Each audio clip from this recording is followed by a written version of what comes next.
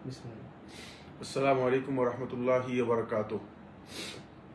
আলহামদুলিল্লাহি রাব্বিল আলামিন ওয়াসসালাতু ওয়াসসালামু আলা আশরাফিল আমবিয়াই ওয়াল মুরসালিন নবিয়িনা মুহাম্মাদিন ওয়া আলা আলিহি ওয়া আসহাবিহি ওয়া মান তাবিআহুম বিইহসান ইলা ইয়াউমিদ্দিন ওয়া বা'দ। সুপ্রিয় দর্শক দিদি ভাই বোনেরা, শুরুতেই আপনাদেরকে স্বাগত জানাচ্ছি আমাদের আয়োজনে। আপনারা জানেন আমরা হজের ধারাবাহিক মানাসিকগুলো নিয়ে, আহকামগুলো নিয়ে আমাদের ধারাবাহিক হজ জানুন এই প্রোগ্রামটি চালু করেছি।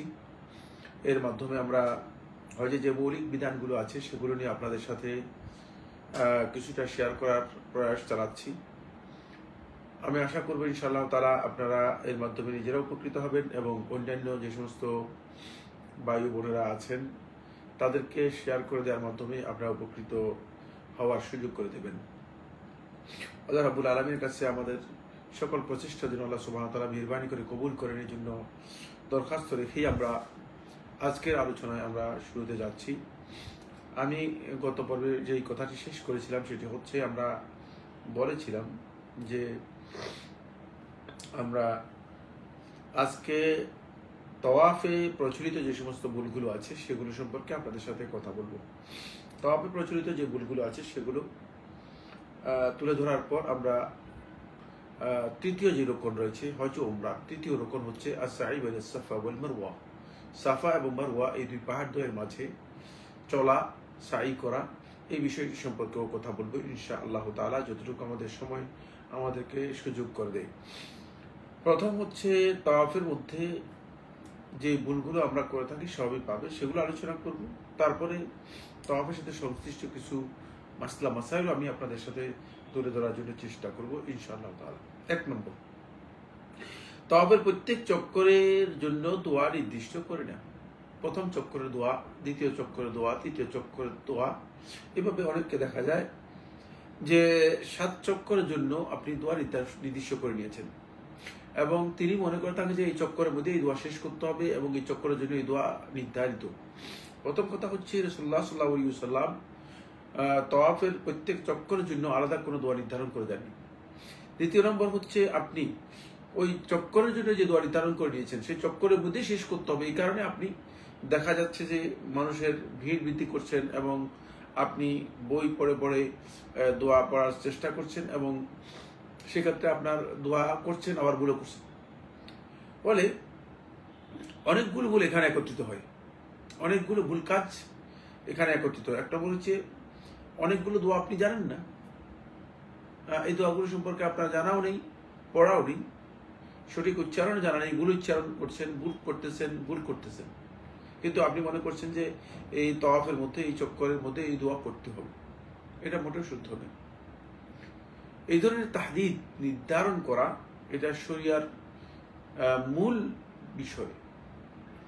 এটি কেবল ওহীর মাধ্যমে নির্ধারিত হয়ে থাকে। যদি রাসূলুল্লাহ সাল্লাল্লাহু আলাইহি ওয়াসাল্লাম নির্দিষ্ট না করেন, কোনো ব্যক্তির জন্য বৈধ নয়। তিনি একথা বলতে পারেন যে প্রথম চক্করে আপনি এই দোয়া পড়বেন, দ্বিতীয় চক্করে আপনি দোয়া পড়বেন, তৃতীয় চক্করে আপনি দোয়া পড়বেন। এটা কোনো ব্যক্তির জন্য বৈধ নয়, জায়েজ নেই। তাহলে তিনি ভুল বলেছেন, ভুল করেছেন। আল্লাহ রাসূল সাল্লাল্লাহু আলাইহি ওয়াসাল্লাম তাওয়াফের মধ্যে একটি দোয়াকে রিকগনাইজড করেছেন, একটি দোয়াকে রাসূলুল্লাহ সাল্লাল্লাহু আলাইহি ওয়াসাল্লাম অনুমোদন দিয়েছেন। সেই অনুমোদিত দোয়াটি হচ্ছে রাসূলুল্লাহ সাল্লাল্লাহু আলাইহি ওয়াসাল্লামের রুকনুল ইয়ামানি থেকে আরম্ভ করে রুকনুল হাজর আসওয়াদের কোরা পর্যন্ত এই জায়গায় শুধুমাত্র রব্বানা আতিনা ফিদ দুনিয়া হাসানা ওয়া ফিল আখিরাতি হাসানা ওয়া কিনা আযাবান নার এই দোয়াটি করা। সুতরাং এটাই হচ্ছে মূলত সুন্নাহ। এর বাইরে আপনি মনে করতে পারেন যে আমি এই কিছু দোয়া করব, আপনাকে কেউ সাজেশন এভাবে সাজেস্ট করতে পারে, এভাবে কিছু সাজেশন দিতে পারে যে এই দোয়াগুলো তওয়াফে করতে পারেন, এগুলো মিন জাওয়ামি দোয়া। রাসূলুল্লাহ সাল্লাল্লাহু আলাইহি ওয়াসাল্লাম যে সমস্ত দোয়া করেছেন তার মধ্যে এগুলো ব্যাপকার্থবোধক দোয়া, সেক্ষেত্রে আপনি এই দোয়াটি করতে পারেন, এটা বলা যেতে পারে। কিন্তু প্রত্যেকটি চক্করের জন্য প্রত্যেকটি চক্করে আলাদা আলাদা দোয়া নির্ধারণ করে দেবে, এটি মোটেও শুদ্ধ নয়, সঠিক নয়। দুই নম্বর হচ্ছে, তাওয়াফের মধ্যে হাজর আসওয়াদকে চুম্বন করার জন্য ঘন্টার পর ঘন্টা অপেক্ষা করা। আপনি তাওয়াফের জন্য গিয়েছেন, আপনি তো হাজর আসওয়াদ চুম্বনের জন্য যাননি, একেবারে ভুল কাজ। অনেকে দেখা যাচ্ছে তিনি আধা ঘন্টা সিরিয়াল 1 ঘন্টা সিরিয়াল ধরে আছেন, তিনি তার তওয়াফ নষ্ট করে দিয়েছেন। তওয়াফের মধ্যে একটা যে ধারাবাহিকতা থাকার কথা ছিল, আমরা আলোচনা করেছি, তওয়াফের মধ্যে ধারাবাহিকতা থাকার কথা ছিল, তওয়াফের মধ্যে বিচ্ছিন্নতা মানে আলাদা সময় অন্য কাজের জন্য নির্ধারণ করার বিষয় নেই। আপনি 1 ঘন্টা, আধা ঘন্টা, 2 ঘন্টা পর্যন্ত অনেকে দেখা যাচ্ছে যে তওয়াফের মধ্যে তিনি হাজির আসওয়াদকে চুম্বন করার জন্য বসে আছেন। হাজির আসওয়াদকে চুম্বন করার বিষয়টি একটা কারণে সুন্নাহ বা মুস্তাহাব, আলেমরা মুস্তাহাব বলেছেন, সুন্নাহ অনেকে বলেন নেই। রাসূলুল্লাহ সাল্লাল্লাহু আলাইহি ওয়াসাল্লাম করেছেন, স্পষ্ট করেছেন, সাব্যস্ত হয়েছে। রাসূলুল্লাহ সাল্লাল্লাহু আলাইহি ওয়াসাল্লাম চুম্বন করেছেন, এটাও সাব্যস্ত হয়েছে। সুতরাং রাসূলুল্লাহ সাল্লাল্লাহু আলাইহি ওয়াসাল্লাম করেছেন, এই কথা বললে সুন্নাহ বলা যেতে পারে, কিন্তু হুকুমের দিক থেকে মুস্তাহাব বা নফল। সুতরাং মুস্তাহাব হওয়ার কারণে এটার জন্য আপনি আপনার তওয়াফ এর মূল কাজ বাদ দিয়ে, ফরজ তওয়াফের মূল কাজ বাদ দিয়ে আপনি যদি তওয়াফে উমরা করেন অথবা তওয়াফ আর হজ যেটা মানে তাহলে আপনি আপনার সেই তওয়াফটা তো মানে ফরজ তওয়াফ। আর যদি তওয়াফুল কুদুম করে থাকেন তাহলেও এটা ওয়াজিব বলেছেন আলেমরা। সুতরাং এই ওয়াজিব তওয়াফের মধ্যে আপনি 1 ঘন্টা 2 ঘন্টা অপেক্ষা করবেন হাজির আসওয়াদকে চুম্বন দেওয়ার জন্য, না, এটা শুদ্ধ নয়, এই কাজটি ভুল। অনেকে মনে করে থাকেন যে হাজির আসওয়াদকে চুম্বন করতে না পারলে মনে হয় যেন তওয়াফই হলো না, এটাও ভুল কথা, এটাও একটা ভুল ধারণা। 3 নম্বর হচ্ছে তওয়াফে দোয়া বাদ দিয়ে ঠেলাঠেলি ও ধাক্কাধাক্কি করা। আমরা অনেকে দেখি যে তিনি তওয়াফ করতেছেন না ধাক্কাধাক্কি করতেছেন। এই চেতনাটুকু আমাদের মধ্যে মোটেও কাজ করে না যে আমরা এখানে ইবাদত করতে গিয়েছি। দুর্ভাগ্যের বিষয়, সারা পৃথিবী থেকে মুসলিমরা আসে কিন্তু জাহিল। আবার এই কথা বলছি, সারা পৃথিবী থেকে মুসলিমরা আসে কিন্তু দ্বীনের ব্যাপারে তারা একেবারে জাহিল। জাহিল হওয়ার কারণে তারা তওয়াফ নিয়ে এত বেশি, এত গুরুত্বপূর্ণ ইবাদত হওয়ার পরেও এত বেশি উদাসীন যে তিনি কি তওয়াফ করছেন নাকি তিনি ধাক্কাধাক্কি করছেন, তিনি কি তওয়াফ করছেন না ঠেলাঠেলি করছেন, তিনি কি তওয়াফ করছেন না লোকদের সাথে তিনি যুদ্ধ করতেছেন। এটি এই জায়গায় প্রযোজ্য নয়। এই ইবাদত অনেক সময় তওয়াফের মধ্যে টিকে থাকা সম্ভব নয় ধাক্কার কারণে। কারণ একজন ব্যক্তি তিনি মনে করে থাকেন আমি অনেক শক্তির অধিকারী, সুতরাং আমি একজনকে ধাক্কা দিয়ে ফেলে দিয়ে চলে গেলাম, ইবাদত হবে? ইবাদতের মান হবে? আপনাকে কে বলেছে ইবাদত করার জন্য? কোন ইমানদার ব্যক্তিকে, কোন আল্লাহর বান্দাকে কষ্ট দিয়ে ইবাদত মানে তওয়াফ করার কোনো প্রয়োজন নেই। তাহলে আপনি তওয়াফকে ক্ষতিগ্রস্ত করলেন। হ্যাঁ, যদি আপনার অনিচ্ছাকৃত হয়ে যায়, ইচ্ছার বাইরে হয়ে যায়, তাহলে এর জন্য আপনাকে জবাবদিহি করতে হবে না, এর জন্য আপনাকে পাকড়াও করা হবে না, এটা আপনার ক্ষতির কারণ নয়।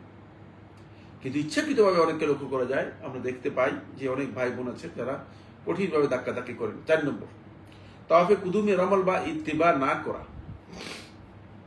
অনেককে দেখা যায় যে তাওয়াফে কুদুমে তারা রমল করছেন না, ইত্তিবা করতেছেন। আমরা বলেছি ইত্তিবা কাকে বলা হয় গত আলোচনার মধ্যে। তাওয়াফের সুন্নাতগুলো যখন আমরা আলোচনা করেছি, ইত্তিবা এবং রমল দুটোই আলোচনা করেছি। সুতরাং সেই পর্বে আপনারা এই বিষয়টি জেনে নেবেন। তাওয়াফে কুদুমে সুন্নাহ হচ্ছে ইত্তিবা করবে 7 চক্করেই, 3 চক্করে বা 4 চক্করে নয়।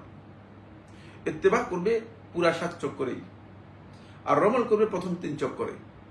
আর এটি না করে অনেকেই দেখা যাচ্ছে যে তিনি মানে স্বাভাবিকভাবে তাওয়াফে কুদুম পালন করছেন। এটা তাওয়াফে কুদুম এবং তাওয়াফুল উমরা 2 ক্ষেত্রেই প্রযোজ্য। তাওয়াফুল কুদুম এবং তাওয়াফুল উমরা দুইটাই এখানে প্রযোজ্য। তাওয়াফে উমরার ক্ষেত্রেও রমল এবং ইত্তিবা দুইটাই করতে হবে। এরপরে 5 নম্বর হচ্ছে আল্লাহর ঘরের প্রত্যেক রুকনকে স্পর্শ করা বা চুম্বন করা। প্রত্যেকটি কর্নারে দেখা যাচ্ছে যে যাচ্ছেন, চুমো দিচ্ছেন, তারপরে কোথাও গিয়ে মানে বুক ঝরিয়ে রাখতেছেন, কোথাও গিয়ে হাত লম্বা করে মানে পিঠ, বুক এবং মুখ সবগুলো আল্লাহর ঘরের দিকে লাগিয়ে আবেগ দেখাচ্ছেন। এটা আবেগ পোষণ ধরে, কিন্তু এটা কি রাসূলুল্লাহ সাল্লাল্লাহু আলাইহি ওয়াসাল্লাম হাদী অনুযায়ী হচ্ছে কিনা? মানে আমাদের এই আমলটুকু আল্লাহ রাসূল সাল্লাল্লাহু আলাইহি ওয়াসাল্লাম দেখানো যে তরিকা আছে সেই তরিকা অনুযায়ী হচ্ছে কিনা? এর উত্তর হচ্ছে না, রাসূলুল্লাহ সাল্লাল্লাহু আলাইহি ওয়াসাল্লাম দেখানো তরিকা অনুযায়ী হচ্ছে না। সুতরাং হজের ইবাদতের ক্ষেত্রে রাসূলুল্লাহ সাল্লাল্লাহু আলাইহি ওয়াসাল্লাম অনুসরণ করাটাই হচ্ছে আমাদের ইবাদত। যদি রাসূলুল্লাহ সাল্লাল্লাহু আলাইহি ওয়াসাল্লাম দেখানো যে তরিকা আছে সেই তরিকা অনুযায়ী না হয়, তাহলে আপনি কেন হজের ইবাদতের মধ্যে এই কাজগুলো করবেন, এভাবে করবেন? এটা কোনোভাবেই সঠিক নয়। এই জন্য তাওয়াফের ক্ষেত্রে খেয়াল রাখতে হবে যে আপনি শুধুমাত্র আপনাকে স্পর্শ করতে বলা হয়েছে রুকনে ইয়ামানিকে। রুকনে ইয়ামানিতে চুম্বন করা ও সুন্নাহ সম্মত নয়। তাই কেউ যদি স্পর্শ করে চুম্বন করেন তাহলে তিনি সুন্নাহ এর খেলাফ করলেন। তাওয়াফের মধ্যে তিনি যদি স্পর্শ করে তারপরে চুম্বন করেন তাহলে তিনি তাওয়াফের মধ্যে সুন্নাহর খেলাফ কাজ করলেন। আর হাজরে আসওয়াদ এর কোন এখানে স্পর্শ করতে বলা হয়েছে, চুম্বন দিতে বলা হয়েছে, কোনো কিছু ধরে মানে স্পর্শ করতে বলা হয়েছে, অথবা হাত দিয়ে ইশারা করতে বলা হয়েছে। কিন্তু হাত দিয়ে ইশারা করে মুখ হাত দিয়ে চুমু খাওয়া এটাও সুন্নাহ দ্বারা সাব্যস্ত হয়নি। 6 নম্বর, রুকনে ইয়ামানিতে হাত দিয়ে ইশারা করা। রুকনে ইয়ামানিতে যদি আপনি স্পর্শ করতে না পারেন, চুম্বনও করার দরকার নেই, হাত দিয়ে ইশারা করার দরকার নেই। অনেকে দেখা যায় রুকনে ইয়ামানিতে যখন আসেন তখনও হাজরে আসওয়াদের যে কোণা আছে সেই কোণার মতোই, হাজরে আসওয়াদের কর্নারের মতোই আপনি হাত দিয়ে ইশারা করেন। অনেক আছে এইভাবে ইশারা করেন, অনেক আছে এইভাবে ইশারা করেন, অনেক আছে এইভাবে ইশারা করেন। এক্ষেত্রে ইশারা কোনোটাই প্রযোজ্য নয়। এখানে রুকনে ইয়ামানিতে হাত দিয়ে ইশারা করা সুন্নাহ সম্মত আমল নয়, বরং গলদ আমল। হজের মধ্যে যে ভুলগুলো রয়েছে তার মধ্যে এটি একটি ভুল। 7 নম্বর হচ্ছে তাওয়াফে মৌখিকভাবে নিয়ত করা, নাওয়াইতু আন আতুফা হাযাল বাইতুল আযীম। অনেকে এই নিয়ত করে থাকেন, অনেকে তাওয়াফের জন্য আলাদা নিয়ত তৈরি করে নিয়েছেন, সেই নিয়ত করে থাকেন। তাওয়াফ ইবাদত করে সুন্দর হয়। অবশ্যই আমি বলেছি যে ইবাদতের জন্য নিয়ত করতে হবে। নিয়তটা অন্তরে, শুধুমাত্র অন্তরে যে ইচ্ছা রয়েছে সেটাই হচ্ছে নিয়ত। সেক্ষেত্রে আপনি মৌখিক উচ্চারণ করে নিয়ত করার বিধান যেটি আবিষ্কার করা হয়েছে অথবা মানুষ করে থাকে, এটা শুদ্ধ নয়। এখানে অনেকে তাওয়াফের আগেই দেখা যাচ্ছে যে তারা পরস্পরকে উপদেশ দিচ্ছেন যে আমরা নিয়ত করে নিন, আগে তাওয়াফের আগে নিয়ত করে নিন। না, তাওয়াফের আগে নিয়ত করার বিষয়টি, মুখে উচ্চারণ করার বিষয়টি সুন্নাহ দ্বারা সাব্যস্ত হয়নি। 8 নম্বর, হাজরে আসওয়াদকে স্পর্শ করার জন্য মানুষদেরকে ভিড় সৃষ্টি করে কষ্ট দেয়া। এখানে হাজরে আসওয়াদকে স্পর্শ করার জন্য প্রচুর লোক আছে, তারা একটা কুণ্ডলী তৈরি করেন, মানব কুণ্ডলী, এবং মানুষ এমন ভাবে সেখানে জমা হয় যে শক্তিশালী ব্যক্তি যদি না হয় তাহলে সেখানে পড়েও যেতে পারে, মারাও যেতে পারে। কেন? ইবাদতের জায়গা, কোনোভাবে মানুষকে ভিড় সৃষ্টি করে কষ্ট দেওয়া যায় না। সুতরাং আপনি যদি কোনো কারণে ভিড় সৃষ্টি করে থাকেন, আপনি যদি কোনো কারণে এখানে লোকদেরকে কষ্ট দেওয়ার কারণ হন, তাহলে আপনার এই ইবাদতটা ক্ষতিগ্রস্ত হবে। ইবাদতের মধ্যে কোনো হারাম কাজ যদি কোনো ব্যক্তি সংশ্লিষ্ট হয়ে যায় অথবা সম্পৃক্ত হয়ে যায় হারাম কাজে, তাহলে সেই ইবাদতের মর্যাদা থাকে না, সেই ইবাদতের কাবুলিয়তের বিষয়টি প্রশ্নবিদ্ধ। হারাম আল মুতালাব্বিসু বিল হারাম, যখন কোনো ব্যক্তি হারামের সাথে সম্পৃক্ত হয়ে যায় ফি ইবাদাতে, তার ইবাদতের মধ্যে তার ইবাদতটুকু আল্লাহ তাআলার কাছে কবুল হবে কি হবে না, আলেমদের মধ্যে এই মাসআলায় অথবা এই বিষয়ে দ্বিমত রয়েছে। কারণ হারাম কাজ করতেছেন একদিকে, কিভাবে আল্লাহ তাআলার সন্তুষ্টি আপনি অর্জন করতে পারেন? এই কাজটি আল্লাহ তাআলার রেজামন্দির জন্য কোনোভাবেই হয় না। এই জন্য কোনোভাবেই আপনি মানুষদেরকে কষ্ট দেওয়ার জন্য চেষ্টা করবেন না, এটি ভুল কাজ তাওয়াফের মধ্যে। 9 নম্বর হচ্ছে কাবার গিলাফের সাথে লেগে থাকা এবং গিলাফ মাসে করা, অথবা গিলাফের যে জায়গা আছে সেখানে বরকত হাসিল করার জন্য কোনো ধরনের চেষ্টা করা, এটা তাবারুকের জায়গা নয়।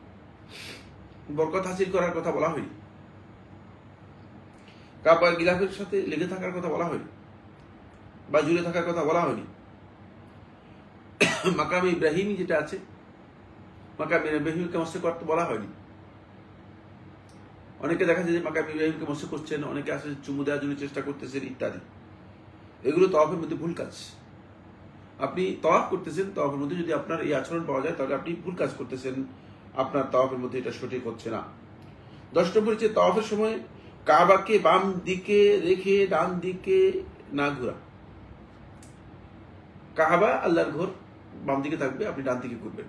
কিন্তু আপনি উল্টা দিকে ঘুরলেন, 17 বার যদি ঘুরেন তাহলে ওই চক্কর হবে না। তাওয়াফ হবে না। মানে আপনি যদি ডান দিকে ঘুরেন তাহলে 1 চক্কর হবে, আর যদি বাম দিকে যদি 10-12 ঘুরেন 1 চক্কর হবে না, ঘুরলেন শুধু। খেয়াল রাখতে হবে যে তাওয়াফের এই বিষয়টি মাথার মধ্যে রাখতে হবে। তাই আপনি ঘোরাটা আপনার ঠিক হচ্ছে কিনা সেটাও আপনাকে কনফার্ম করতে হবে। মনে করলেন উল্টা দিকে যদি ঘুরি তাহলে কষ্ট কম হবে, মানুষ এদিকে বেশি ঘুরতেছে, তাহলে উল্টা দিকে ঘুরে শুধুমাত্র আল্লাহর ঘর ঘুরতেই হবে, মানে এটা তাওয়াফ নয়, বরং এর পদ্ধতি দিয়ে আছে, এর সুন্নাহ তরিকা দিয়ে আছে। সুন্নাহ তরিকাটা অনুসরণ করে আল্লাহর ঘরকে আপনি তাওয়াফ করবেন। 11 নম্বর পয়েন্ট হচ্ছে যেটা, সেটা হলো তাওয়াফের মধ্যে আল্লাহর ঘরের দিকে তাকানো জায়েজ না জায়েজ মনে করা।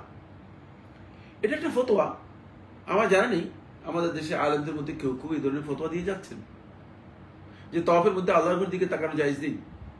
এই ফতোয়া একেবারেই অবাঞ্ছিত, একেবারেই অসঠিক, ভুল ফতোয়া। তাওয়াফ অবস্থায় আপনি আল্লাহর ঘরের দিকে তাকাতেও পারবেন। তাওয়াফ অবস্থায় তো আপনাকে বলা হয়েছে রুকনুল হাজের যেটা, সেখানে আপনাকে স্পর্শ করতে বলা হয়েছে। স্পর্শ করবেন, না তাকিয়ে কিভাবে স্পর্শ করবেন?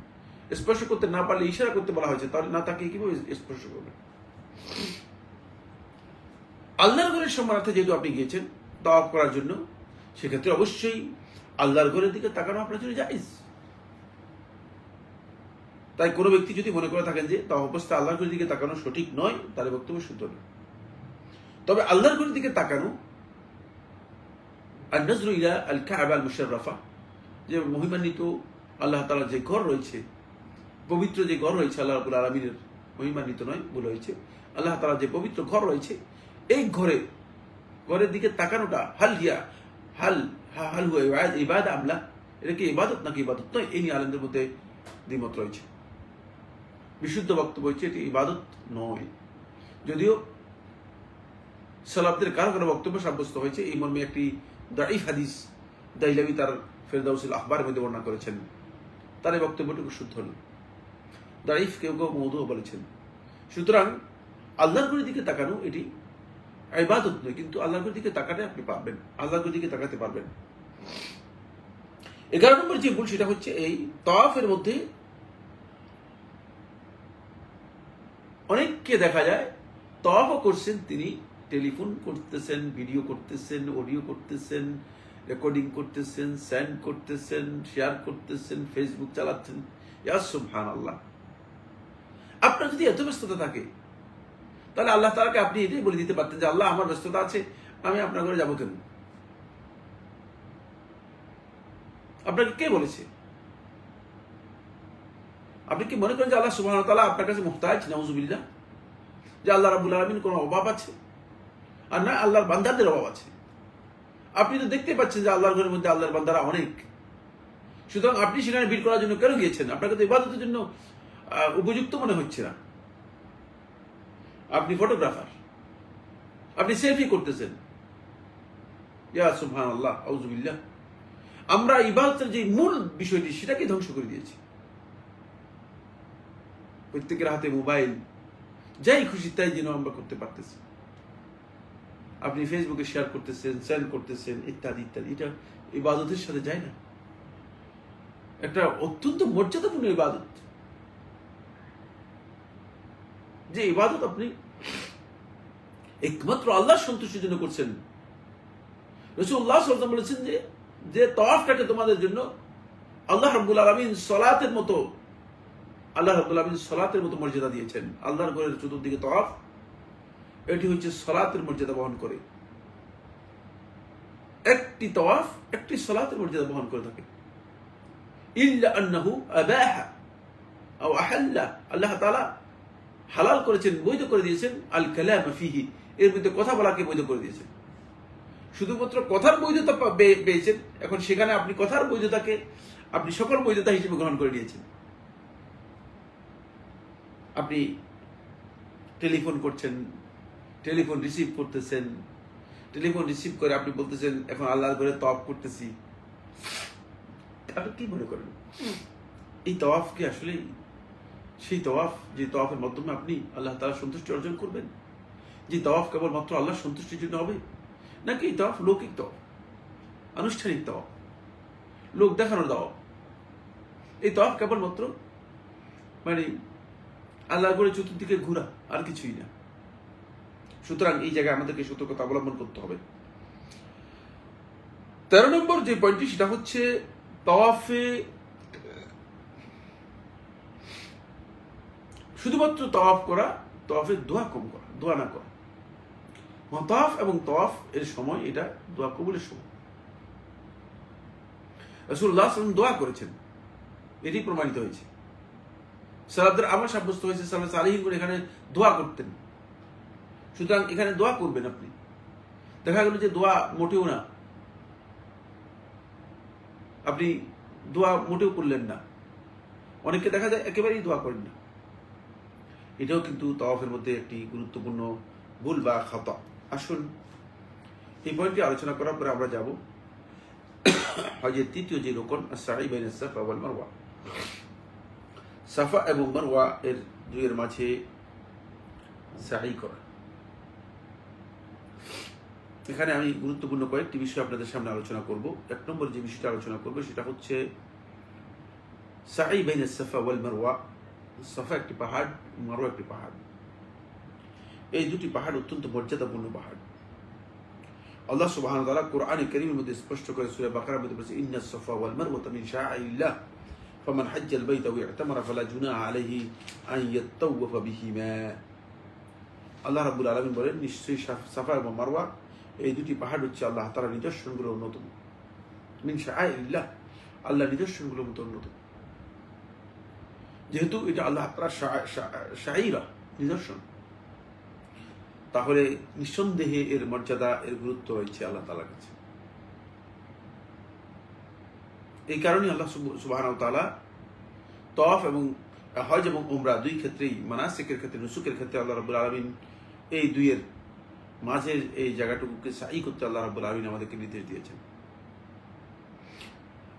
এরপরে 2 নম্বর যে বিষয় সেটা হলো এই সাই সম্পর্কে আলেমদের বক্তব্য হচ্ছে, আলেমরা 3টি বক্তব্য দিয়েছেন সাইর হুকুম সম্পর্কে। সাইর হুকুম কি এই সম্পর্কে আলেমরা 3টি বক্তব্য দিয়েছেন। 1 নম্বর বক্তব্য হচ্ছে জমহুর উলামায়ে কেরাম এই বক্তব্য দিয়েছেন যে সাই হচ্ছে রুকনুন মিন আরকানিল হজ, হজের আরকানগুলোর মধ্যে একটি, হজের রুকন। হজের রুকন মানে সাই যদি কোনো কারণে ছুটে যায়, মানে কোনো ব্যক্তির সাই যদি কোনো কারণে ছুটে যায়, তাহলে সেই ব্যক্তির হজই হবে না। তাকে সাই না করলে হজ হবে না, তাই করতে হবে। আলেমদের এখানে দ্বিতীয় আরেকটি মত রয়েছে। দ্বিতীয় মত হচ্ছে সাই হচ্ছে ওয়াজিব, মানে রুকন নয়, ওয়াজিব। যদি বলা হয় ওয়াজিব, এর অর্থ কি? অর্থ হচ্ছে ইউজবারু তারকুহু বিদান। কোনো কারণে যদি ছুটে যায়, ইচ্ছাকৃত নয়, জানতে হবে, কোনো কারণে যদি ছুটে যায়, ওজনের কারণে ছুটে যায়, তাহলে ইউজবারু তারকুহু বিদান, মানে দম দেওয়ার মাধ্যমে, একটা পশু জবে করার মাধ্যমে, তাহলে মানে এটি পূর্ণ করা যাবে, এটাকে আদায় করা যাবে। এই বক্তব্যটি ইমাম আবু হানিফা রাহমাতুল্লাহ আলাইহি থেকে বর্ণিত হয়েছে। এটি হানাফি মাযহাব। হানাফি ফকিহগণ এটাকেই অগ্রাধিকার দিয়েছেন, এটার উপর ফতোয়া দিয়েছেন। আর এই মর্মে ইমাম আহমদ ইবনে হাম্বল রাহিমাহুল্লাহ তাআলা একটি রিওয়ায়াত সাব্যস্ত হয়েছে, কিন্তু এই রিওয়ায়াতটি হাম্বলি মাযহাব নয়। ইমাম মারদাউই রাহিমাহুল্লাহ তাআলা এই রিওয়ায়াতটিকে বলেছেন যে এটি ইমাম রাহমাতুল্লাহ থেকে দুর্বল রিওয়ায়াত। যেহেতু রিওয়ায়াত রয়েছে, সেটাকে একটা রিওয়ায়াত হিসেবে আমরা ধরতেই পারি। তবে ওয়াজিব আর রুকনের মধ্যে পার্থক্য হচ্ছে এই জায়গায়, রুকন যদি ছুটে যায় তাহলে তার হজই হবে না, এটা আর পূরণ করার সুযোগ নেই। কিন্তু ওয়াজিব যদি ছুটে যায় তাহলে দম দেওয়ার মাধ্যমে সেটাকে আদায় করা সম্ভব, আদায় করতে পারবেন। 3 নম্বর আলেমদের মধ্যে কেউ কেউ বলেছেন এটা হচ্ছে সুন্নাহ, লাইসা বিরুকনিন ওয়ালা বিওয়াজিব, এটা ওয়াজিবও নয়, রুকনও নয়, বরং সুন্নাহ। এই বক্তব্যটি সাজ, একেবারেই মানে বিচ্ছিন্ন একটি বক্তব্য আলেমদের। কারণ তারা যে বক্তব্য দিয়েছেন, এই বক্তব্যের সপক্ষে তাদের সুস্পষ্ট কোনো দলিল নেই, শুধুমাত্র ওই ফালা জুনাহ আলাইহিমা, মানে তাদের যদি আন ইয়াতাওয়াফা বিহিমা, যে ফালা জুনাহ আলাইহি আন ইয়াতাওয়াফা বিহিমা, মানে এই দুই পাহাড়ের তাওয়াফ বা সাই করার মাঝে তার কোনো অসুবিধা নেই। যেহেতু অসুবিধার এই কথাটি এসেছে, ফালা জুনাহা আলাইহি, তার কোনো অসুবিধা নেই, তার কোনো সমস্যা নেই। তারা বলেছেন যে এটা যদি ওয়াজিব হতো তাহলে আল্লাহ সুবহানাহু ওয়া তাআলা ফালা জুনাহা আলা শব্দটি ব্যবহার করতেন না।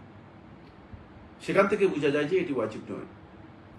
আসুন, ওয়াজিব এর পক্ষে যে শক্তিশালী দলিলটি ইমাম মুসলিম রাহিমাহুল্লাহ তাআলা সহিহে বর্ণনা করেছেন, ইমাম আহমদ বিন হাম্বল রাহমাতুল্লাহ আলাইহি বর্ণনা করেছেন। এই দুটি রিওয়ায়াত আমি আপনাদের সামনে তুলে ধরার জন্য চেষ্টা করব।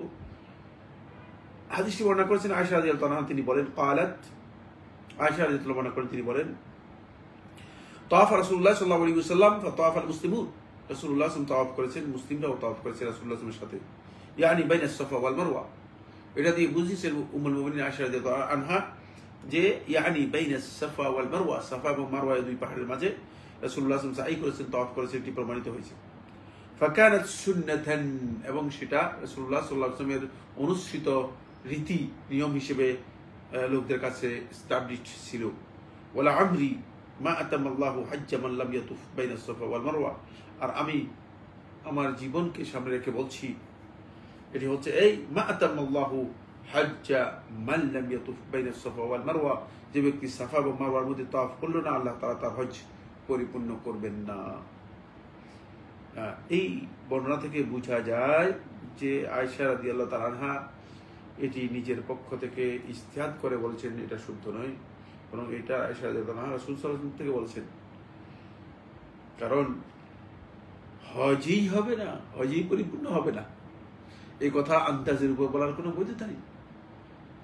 যেহেতু উম্মুল মুমিনিন আয়েশা রাদিয়াল্লাহু আনহা বলেছেন যে হজই হবে না, তাহলে সেখান থেকে আমরা বুঝতে পেরেছি যে এটি অত্যন্ত গুরুত্বপূর্ণ।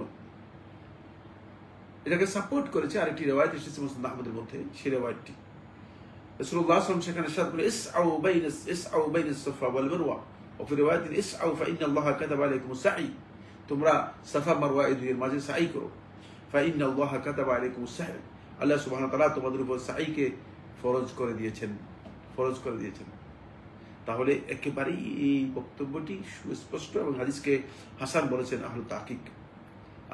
যেহেতু হাদিসকে হাসান বলেছেন, তাহলে এই হাদিসটি গ্রহণযোগ্য, এবং এই হাদিস থেকে বোঝা যায় মূলত সাফা মারওয়া এই দুইয়ের মাঝে সাই করাটা হচ্ছে রুকন হজের, এবং এটি অত্যন্ত গুরুত্বপূর্ণ একটি ইবাদত। রাসূলুল্লাহ সাল্লাল্লাহু আলাইহি ওয়াসাল্লাম হজ এবং উমরা দুটাতেই মূলত সাই করেছেন, সুতরাং হজের জন্য রুকন এবং উমরার জন্য রুকন, দুটাই রুকন হাদিস দ্বারা প্রমাণিত হয়েছে।